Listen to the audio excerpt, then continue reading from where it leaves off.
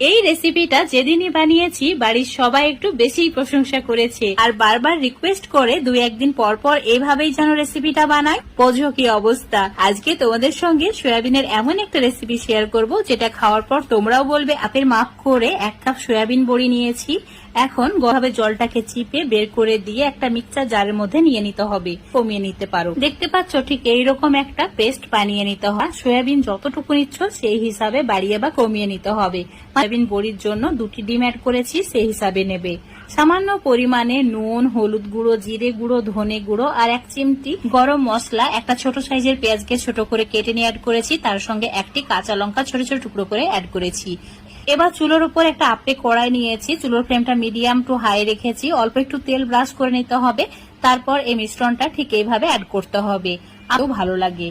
তো এইভাবে সবগুলো অ্যাড করে দেওয়ার পর এখন এটাকে উল্টে নিয়ে এভাবে লালচে করে ভেজে নিয়েছি। এখন এটাকে সাইডে রেখে দিচ্ছি। চামচ সর্ষের তেল আর দিতে হবে, 1/2 চামচ গোটা জিরে, 1টি তেজপাতা 2 টুকরো করে, আর দিয়েছি গরম মশলা, গোলমরিচ। এবার 10 সেকেন্ড সাইজের পেঁয়াজকে ছোট করে কেটে নিয়ে তার সঙ্গে 3-4টি কাঁচা লঙ্কা, লঙ্কার পরিমাণটা যে যেমন ঝাল খাও সেই হিসাবে অ্যাড করবে।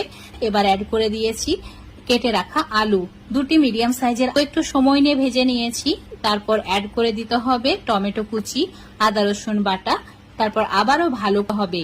তো স্বাদ মতো নুন অ্যাড করেছি। তার সঙ্গে অ্যাড করতে হবে হলুদ গুঁড়ো 1/2 চামচ, জিরে গুঁড়ো 1/2 চামচ, ধনে গুঁড়ো, আর দিয়ে দিতে হবে লঙ্কা গুঁড়ো সামান্য পরিমাণে, আর কাশ্মীরি লঙ্কার গুঁড়ো 1 চামচ। এখন সমস্ত কিছু আবারও একটু মেশানো হয়ে গেলে এখানে 2 কাপ জল অ্যাড করে দিতে হবে, যাতে আলু 70 থেকে 80% মতো সেদ্ধ হয়ে যায়। তো ঢাকা দিয়েছে। এবার এর মধ্যে সয়াবিন ডিমের বড়াগুলোকে অ্যাড করতে হবে। তো এখন এটা একটু নাড়াচাড়া করে ঢাকা দিয়ে পাকিয়ে নেওয়ার পর সামান্য পরিমাণে গরম মশলা আর সামান্য পরিমাণে একটু ঘি অ্যাড করে দিতে হবে। তারপর ভালো করে আবার দিয়ে ঢাকা দিয়ে 5-6 মিনিট রেখে দিতে হবে। তারপর সার্ভ করতে হবে। তো দারুণই লোভনীয় রেসিপিটা গরম ভাতের সঙ্গে খেতে খুবই ভালো লাগে। অবশ্যই এভাবে একবার সয়াবিন